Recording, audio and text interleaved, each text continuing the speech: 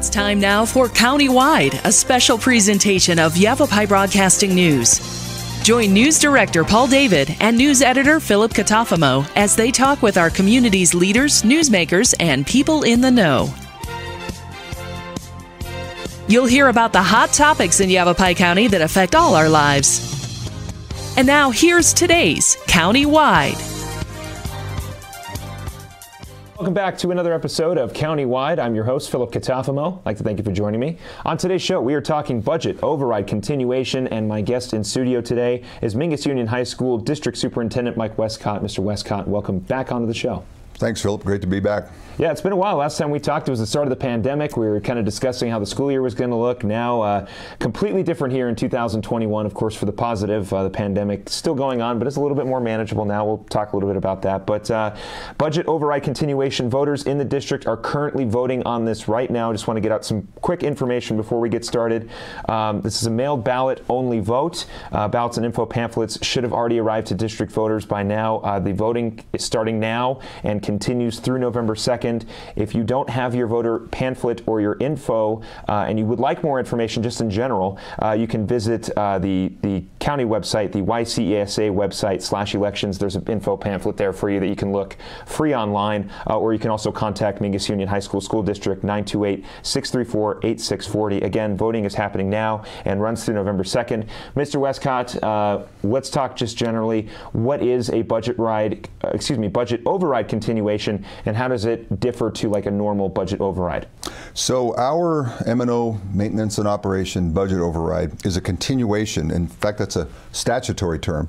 It's a continuation because we're asking voters to approve the continuation of a current override, one that's in place. So we haven't had an override expire, and we're not going out for a new override. Therefore, it's a continuation.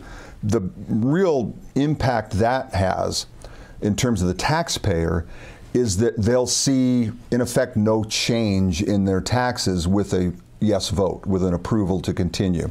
So the estimated quarter per $100 of assessed valuation, which is about $80 a year for a $300,000 residential home, that $80 a year will look like $80 next year with a yes vote and a continuation. There won't be a change. So override funds in a 7-year override like ours at a 10% level, they don't phase out until the final 2 years.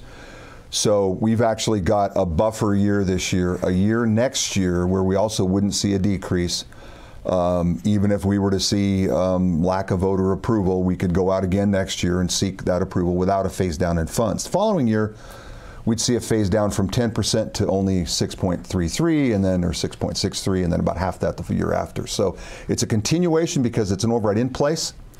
Voters have supported our overrides back to the 1980s. Mm-hmm. And I don't recall a time where a continuation wasn't approved.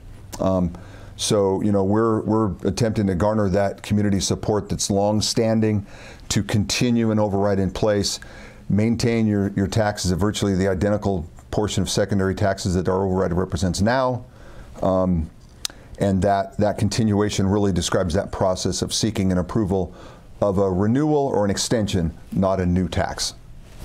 What will this benefit? What services is this going to benefit? Who does it benefit? Let's dive into that. Sure.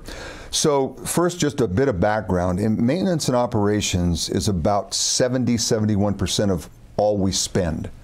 So if you're thinking about, the new turf field, mm-hmm. improvements to the baseball and softball fields, concrete we've improved in some of the areas outside on the courtyards.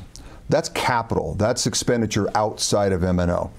M&O is, by and large, that day-to-day expenditure for a district. So we're talking salaries, compensation, instructional support, instructional supplies, maintenance, repair, extracurricular activities, really impactful from the student perspective. That's what M&O really is. It's what supports our mission of educating kids.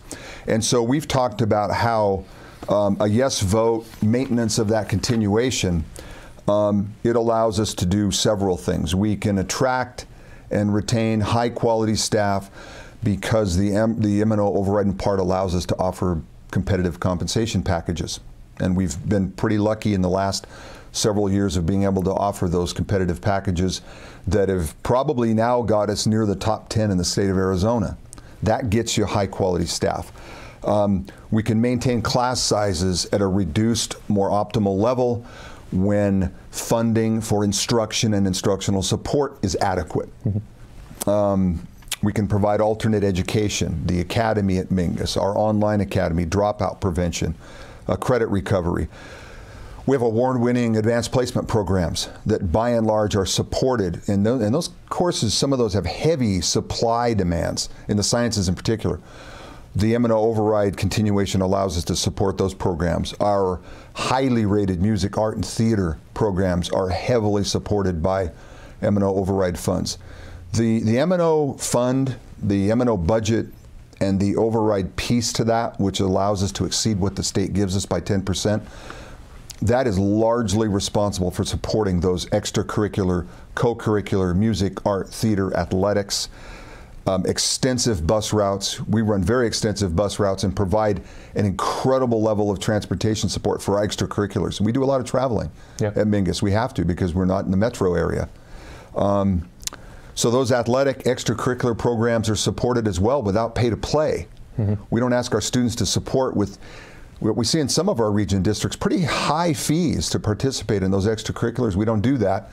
And again, largely because we've got that additional support via the override. So every one of those areas would be threatened with the absence of that override. Even though it brings in roughly $800,000 a year, that's barely half of what we don't receive from the state in inflation-adjusted funding that on paper we should be receiving. But due to cuts through the mid to late 2000s, we don't receive those funds. And so it offers a bit of a buffer to the loss of those funds. Well, I mean, that's what you want, obviously. Coming at it from a school standpoint, of course, you want to be able to provide extracurriculars. You want to be able to provide high-class teachers, or make sure that your classroom sizes are controllable. Like you mentioned, it's not going to things like an updated football field or an updated baseball field. These are going directly to these programs. Right. So I've always been a big advocate for extracurricular activities. I participated in theater in high school along with sports. We call sports here at Yavapai Broadcasting. I'm a huge fan of Mingus Marauder sports, and I know everyone else is, but I know there's a lot more to this, and we're going to get into sort of what happens with a yes vote, what happens with a no vote. There's a lot on both sides that we want to make sure we cover today. Again, this is a mailed ballot only vote. Ballots and info pamphlets should have been received to registered voters within the district. If you did not receive one, contact the school district or visit the YCESA website. There is an elections section on the website where you can find a free info pamphlet that you can probably just pick up as a PDF. That'll be really easy to just read off your web browser. But again, voting is going on right now and continues through November 2nd. So get those ballots in. Either you vote no or yes, regardless. Get those in before November 2nd. Some information for you here just generally if you want to know more about the district. MingusUnion.com. Their phone number is 928-634-8640. We are going to take a quick break, but when we come back, we will talk about what a yes vote means and what a no vote means right here on Countywide. Stay with us. We'll be back with Mike Westcott of Mingus Union High School District.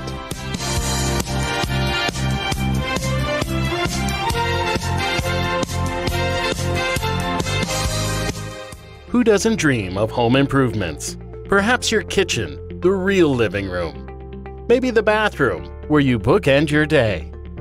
Langstrand Contracting is your one-stop shop from tear down to finishing touches. With 35 years of experience, Chris and his team will work with you to match your family's style and budget. Call Langstrand Contracting today for guidance in bringing your vision to life. Your carpet is the largest air filter in your home, trapping dust, dirt, and germs from the air that your family members breathe, even the furriest ones. That's why it's important to keep your carpet and tile clean and hygienic with regular cleanings by Zero-Res. Zero-Res uses state-of-the-art technology and ZR water, not soap or harsh chemicals, so zero residue is left on your home surfaces. Schedule your appointment today because a clean home is a healthy home. Visit ZeroResNorthernArizona.com. The mouth is the gateway to the digestive system. Studies indicate a correlation between oral health and full body health. Regular cleanings and checkups can help protect you.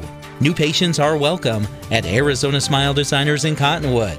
There's a full smile worth of services all offered under one roof. Whitening and cosmetic to implants and smile reconstruction. Find out more or request an appointment online at azsmiledesigners.com. Terrifying jobs, high-flying linemen, take 3. Josh, this is an absolutely terrifying job. Why do you do it? It's a very demanding job, but very rewarding and exciting. How much energy are you actually working with up there? 500,000 volts of electricity. It's definitely not my line of work. Does anything shock you? Yeah, distracted drivers terrify me.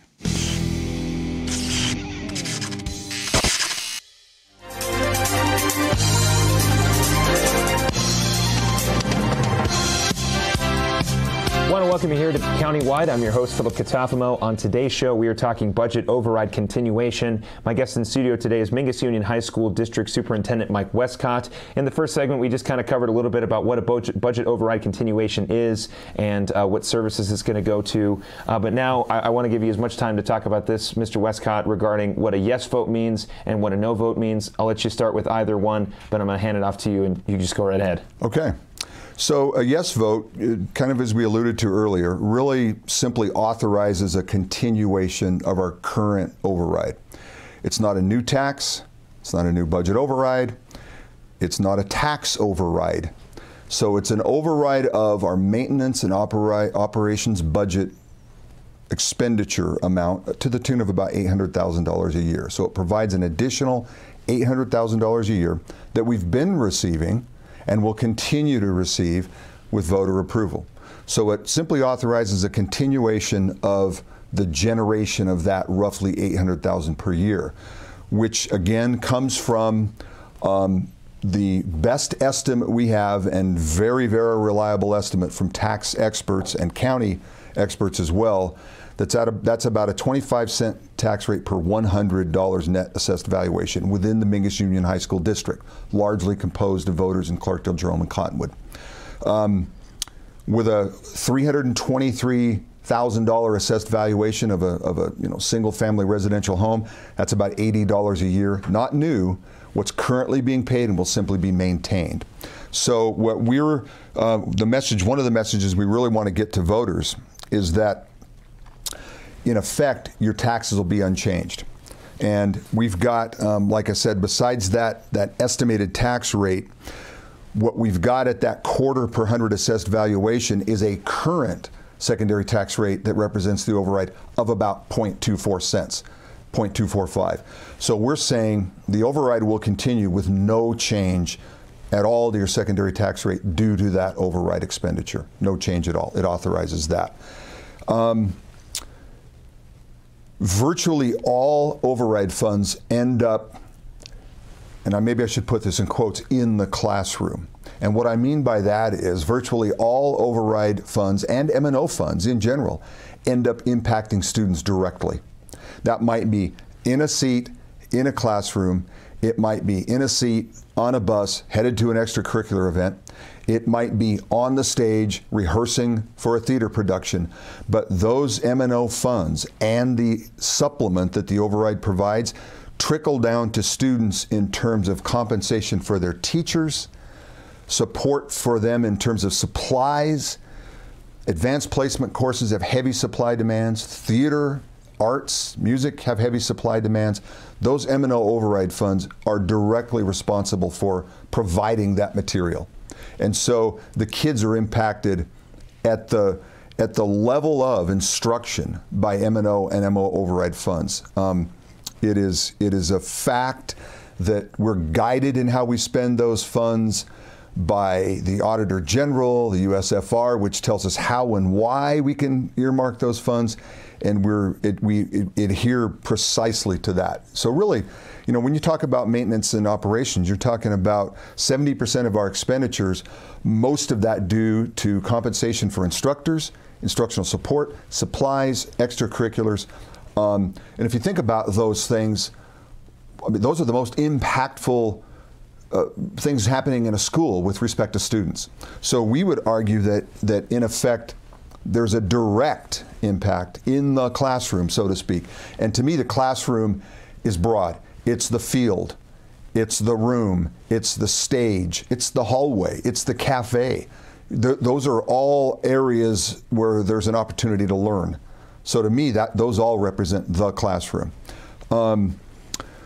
We've been in-person learning this entire school year, and supporting that in-person learning also means supporting a small contingent of students who've chosen the online route. The software that those students learn through when they're online, that's M&O funding. We've got intervention in place that's funded by M&O.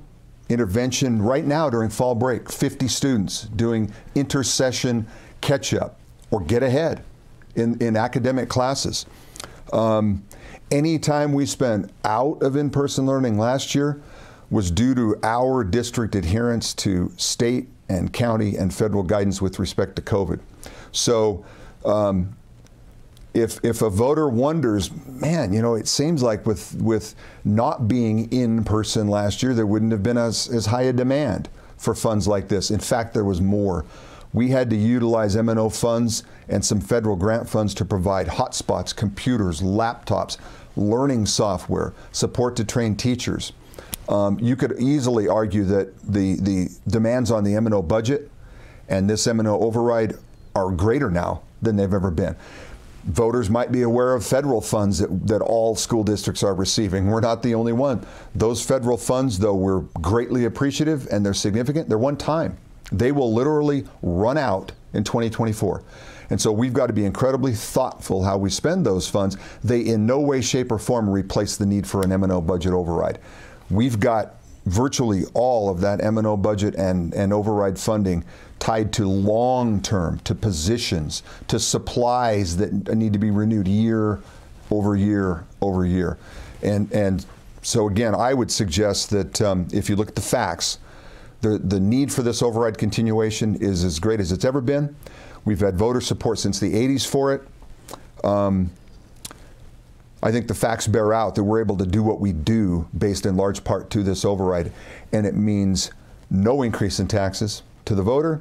It's a continuation of what they've already done in terms of support, which we greatly appreciate, and are asking for that support again. And I assume a no vote just wipes it away. You try it again next time. A no vote, in effect, means we immediately begin planning for an election in November 22. Okay. We could seek approval in 2022 without a loss in that override funding. We've got 1 year after this year before those funds phase out. After next year, the 10% override, which brings in that additional $800,000 a year, would drop by a third to just a bit over 6%. The following year, it dropped by another third to just a bit over 3%, and it would literally phase out, and we would see the complete loss, and it would be a devastating loss of those funds in that following year. Well, of course, you go from a potential $800,000 to a significantly less, $600,000, and then, like you mentioned, year after year, it just gets lower and lower. My math is wrong on that, but you get my point, of course. Again, voting is going on right now. If you did not receive your ballot or info pamphlet, there is one on YCESA website/elections. There's an elections tab on that website. There is an info pamphlet there for you that shows both sides, the yes and the no vote. And if you want more information just in general, you can visit mingusunion.com, 928-634-8640. We're going to take a quick break. When we come back, we'll continue our conversation about the budget override continuation with Mingus Union High School District Superintendent Mike Westcott right here on Countywide. Stay with us. I'm going to make sure. Who doesn't dream of home improvements? Perhaps your kitchen, the real living room. Maybe the bathroom, where you bookend your day. Langstrand Contracting is your one-stop shop from tear down to finishing touches. With 35 years of experience, Chris and his team will work with you to match your family's style and budget. Call Langstrand Contracting today for guidance in bringing your vision to life. Award-winning Soundbites Grill is an entertainment restaurant located in Uptown Sedona at the Hyatt Pinion Point Resort. Open for lunch and dinner, featuring fresh fish, all-natural hand-cut beef, even a full vegan menu. Family-friendly, open 11:30 to 9, late dining on Friday and Saturday. Soundbites Grill has some of the best views of the Sedona Red Rocks. Offers world-class entertainment, food, fun, and music. The mouth is the gateway to the digestive system. Studies indicate a correlation between oral health and full body health. Regular cleanings and checkups can help protect you. New patients are welcome at Arizona Smile Designers in Cottonwood. There's a full smile worth of services all offered under one roof. Whitening and cosmetic to implants and smile reconstruction. Find out more or request an appointment online at azsmiledesigners.com. Terrifying job. Snake handler, take one. James, this is a really terrifying job. Given the hazards, why do you do it? I've been fascinated by reptiles since I was a child. Tell me about your little friend there. So this is Bear Hug. He's a Burmese python. We have him here at the Phoenix Zoo. It kind of makes my skin crawl. Is there anything that rattles you? Yeah, distracted drivers terrify me.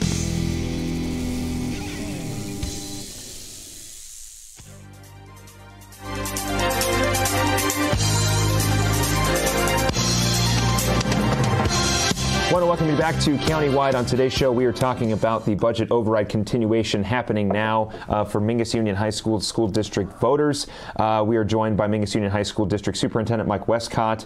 Mr. Westcott, we've got just a few minutes here. I just want to give you an opportunity to sort of wrap up what we've been saying. Like I mentioned, the ballots and info pamphlets should have been received by district voters who are registered to vote. It is a mail ballot only. There will be no place you can go to vote. It's solely mail-based, and if you need more information, YCESA website does have some more information for you to go and find an informational pamphlet. It's right there for you. But was there anything else before we let you go that you want to clear up about this budget override continuation, again, that is continuing through November 2nd? Sure, Philip, a couple things. I'm somewhat limited in my capacity as superintendent of the district in that I can't advocate overtly for a yes vote. What I've been doing and will continue to do is inform voters as to the benefits, what a continuation of the override allows us to do, what things would look like if it weren't to be authorized as a continuation. And so my goal is to provide factual information, as many facts as I can to support the community support for that override renewal.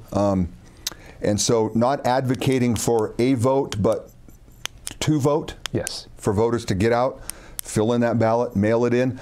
And we've also got a link on our website to some of the same documents that the county's got, to the voter information pamphlet, the notice of the election, some of the behind the scenes stuff that we're required to post. So again, trying to provide those facts, remind voters that there is no increase to their taxes with the continuation of this override. A vote yes does not change their secondary tax rate with respect to the override. Curiously enough, a no vote doesn't reduce taxes either, because for the next couple of years, we've got the current authorization of the override. There would be no decrease in taxes out for a couple of years. We obviously believe that that tax is justified, that the $1.5 million a year we don't receive from the state based on funding decreases, per inflation. This override, though incredibly beneficial, only gives us half of that funding back. So it's critical that we continue to receive those override funds. Again, mail ballots should have been sent to district voters already, info pamphlets as well. If you want more information, like Mr. Westcott said, you can visit the district website, mingusunion.com, or you can give them a call, 928-634-8640, along with visiting the YCESA website. There's an elections tab that will also have information, same information we're talking about today, for you there if you want just more info or just want to learn more about this as well. Again, voting is happening now through through November 2nd. So once November 3rd hits, it's too late. If you haven't turned in your ballot, it is too late. Again, vote yes, vote no, vote however you feel is the best in your interest. Just want to get as much info out there as possible. Again, Mr. Westcott, thank you very much for coming on the show to clarify what this is and what voters can be expecting.